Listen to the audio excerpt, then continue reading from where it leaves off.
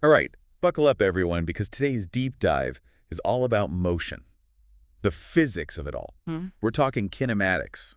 Sounds exciting. It is. And you know what's even cooler? We've got some awesome resources to help us unpack this topic. Oh, yeah. What kind of resources? You know those folks over at Open Educational Resources Open Source Physics at Singapore? Well, they put together some really cool stuff that makes learning about physics fun and accessible. Oh, I like the sound of that already. Me too. We've even got an interactive car simulation to play with later on. Now you're talking. I always learn best when I can actually get my hands dirty, so to speak. Yeah, exactly. So, are you ready to decode the fundamental concepts of kinematics? Absolutely. Let's dive in. Okay, perfect. So maybe we should start by decoding some of those basic terms like displacement, velocity, and acceleration. But instead of just like listing definitions, how about we imagine something a little more uh, engaging? I'm all for that. What do you have in mind? How about a self-driving car? Imagine it's navigating through traffic, trying to make a delivery across town. Okay, I can see where you're going with this. So let's start with displacement. How would you explain that in the context of our self-driving car scenario? Well, displacement would be the car's straight line distance from its starting point to the delivery destination, regardless of the actual path it takes to get there. So even if it has to weave through streets and make turns, it's that final straight line distance that matters. Precisely. That's displacement in a nutshell. Okay, that makes sense. Now, how about velocity? How does that come into play as our car starts moving? Velocity is all about how quickly the car is changing its position.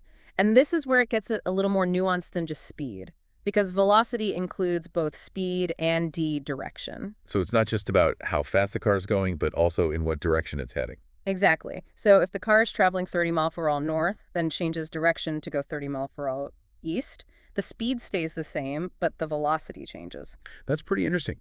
So even though the speed stayed the same, the change in direction means the velocity is different. Precisely. It's a subtle but important distinction. Got it. So we've got displacement, which is the straight line distance, and velocity, which is speed and direction. Now, how about acceleration? How would you explain that in this scenario? Acceleration measures how the car's velocity changes over time. This could be speeding up, slowing down, or even changing direction. So it's about how smoothly or abruptly the car is changing its motion. You got it. Okay, so displacement is where it's going, velocity is its speed and direction, and acceleration is how that velocity is changing. It's like a chain reaction of motion. I remember the materials we looked at also talked about average versus instantaneous speed. Right. Is that like the difference between looking at the car's average speed for the entire trip versus checking the speedometer at a specific moment? That's a great analogy. Average speed gives us an overall picture of the trip, like if you divide the total distance by the total time. But instantaneous speed tells us precisely how fast the car is moving at a particular instant, like a snapshot of its motion. Okay, I think I'm getting a clearer picture of these core concepts now.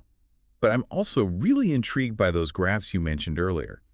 I'm curious, how can something like a displacement time graph actually tell a story about the car's motion? Well, it's all about the visual cues. The slope of a displacement time graph tells us the car's velocity. The slope, so how steep or shallow the line is. Exactly. If it's a straight upward line, it means the car is moving at a constant speed.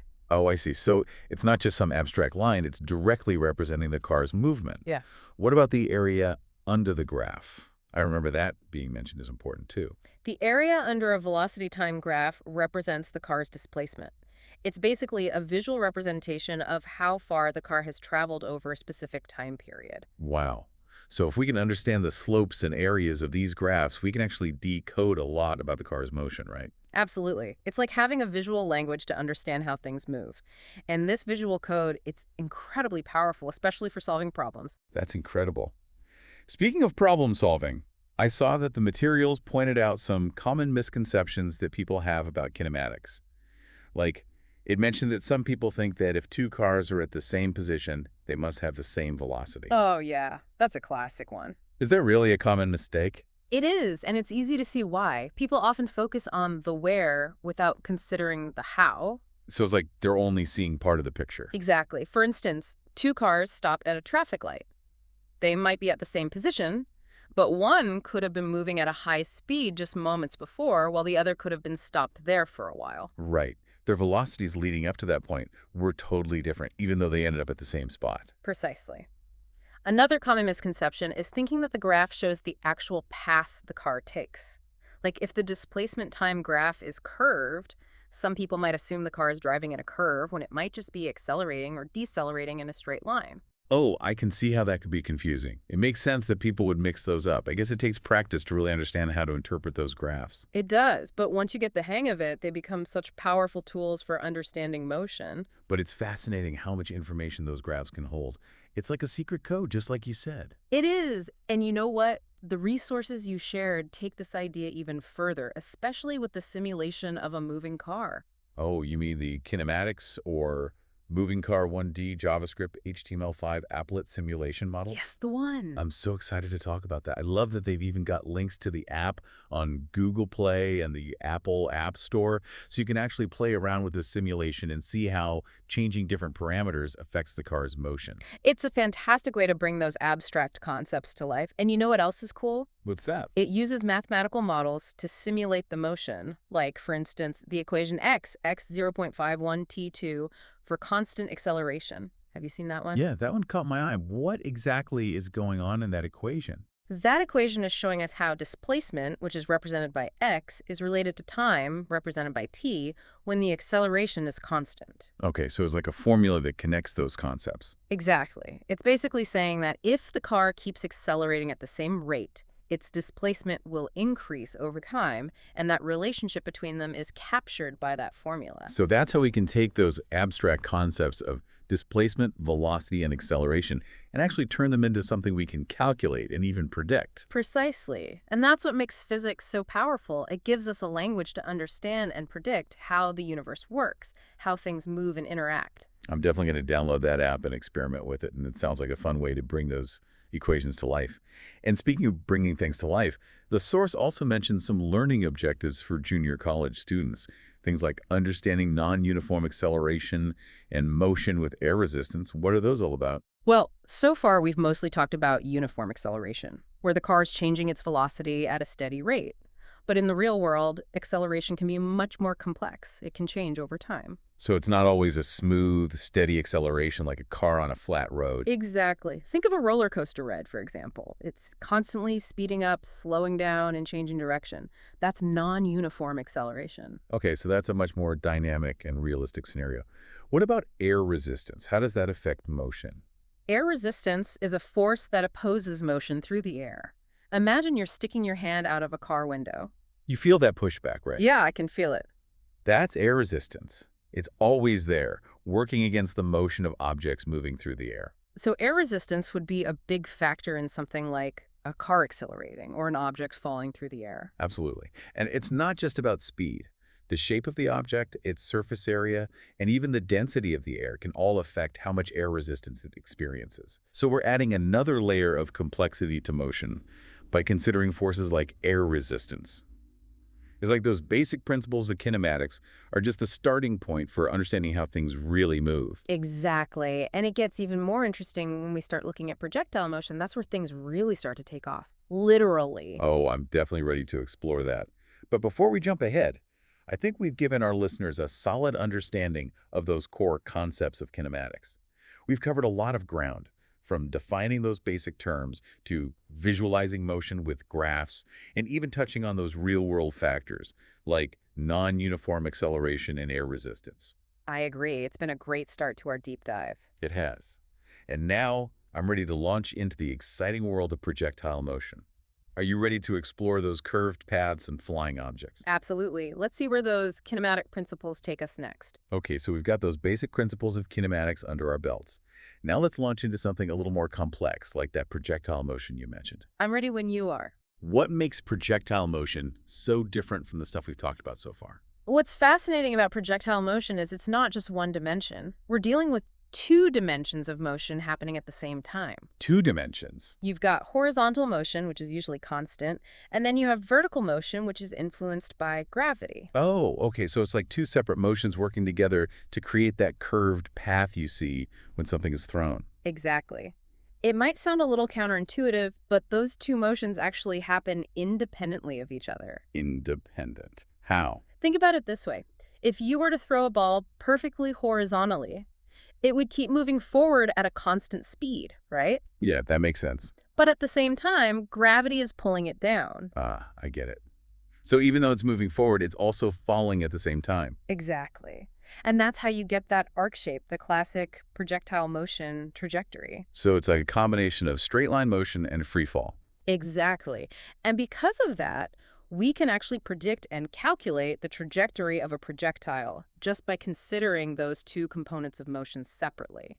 Wow. So it's not just about describing motion, it's about being able to predict where something will go and how it will behave. That's the power of physics, and that's one of the reasons why kinematics is so practical. It can help us design all kinds of things, from rocket trajectories to the arc of a basketball shot.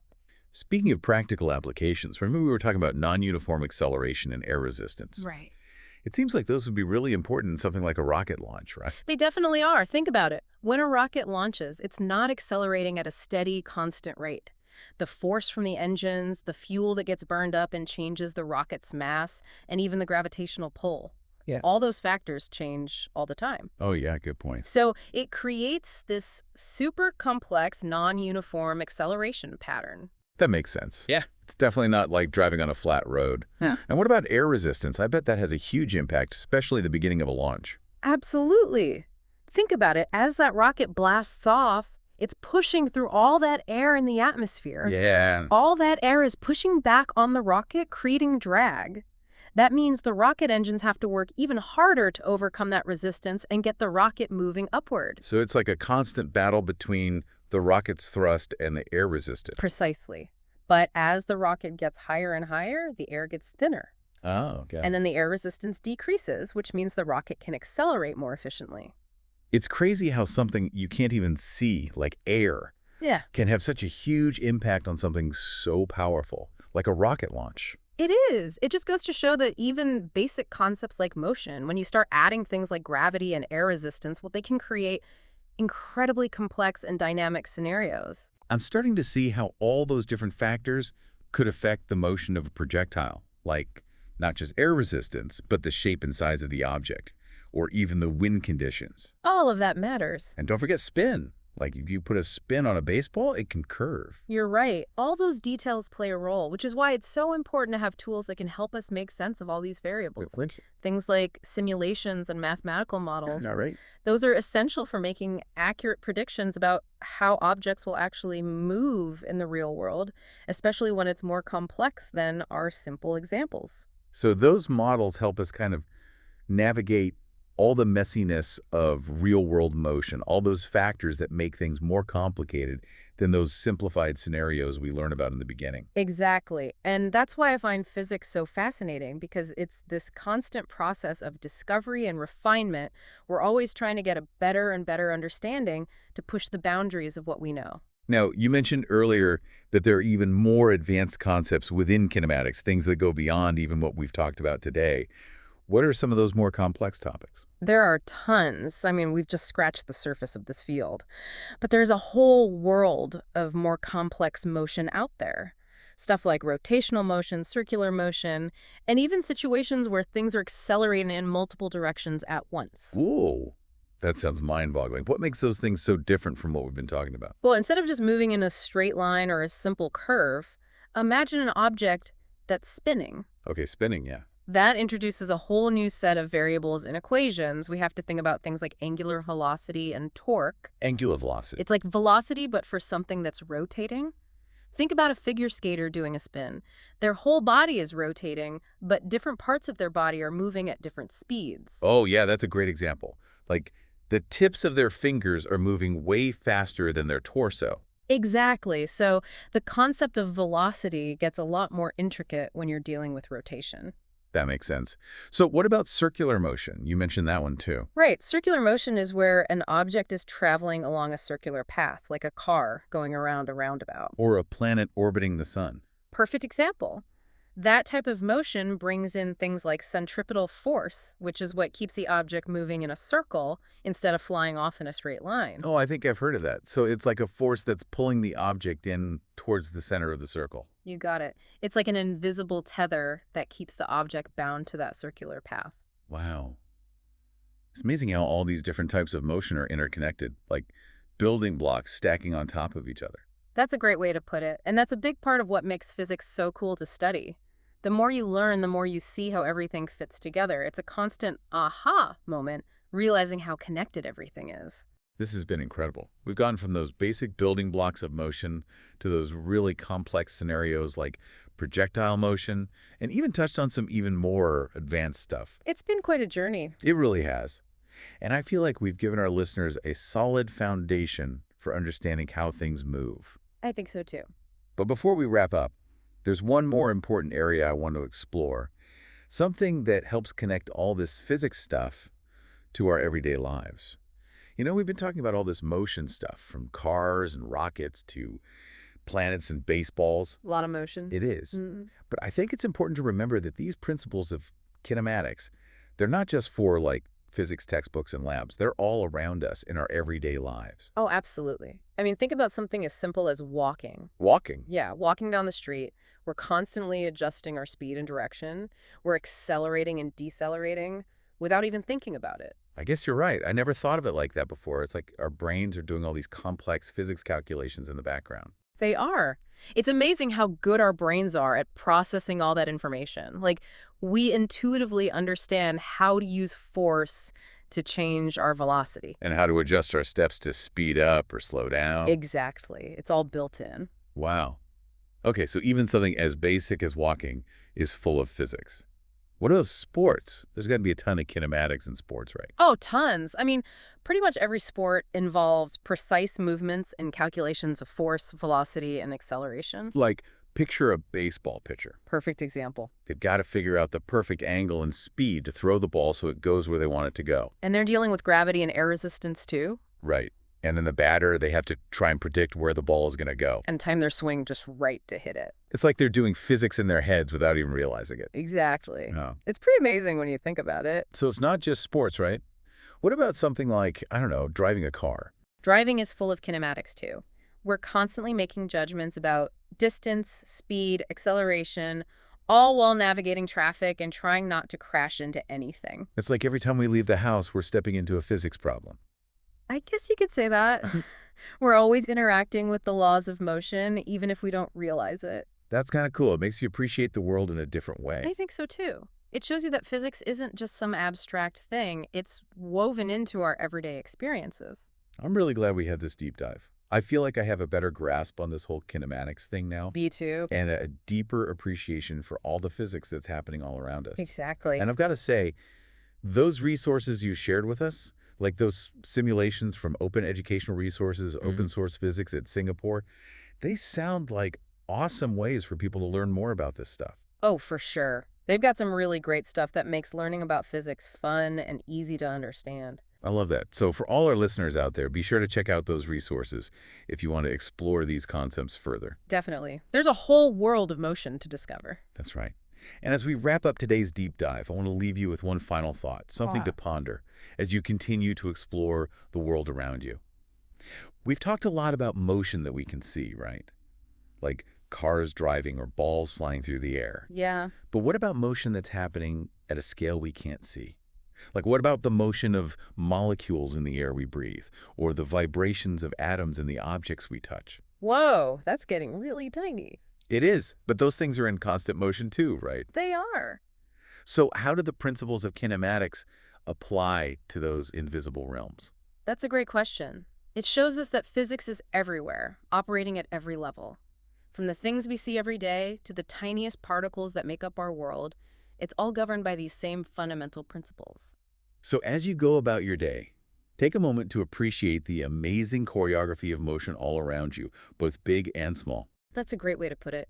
Motion is everywhere. It is. And on that note, I want to thank you, our awesome listeners, for joining us on another deep dive. Thanks for listening. Until next time, keep those brains buzzing and keep on exploring the world around you.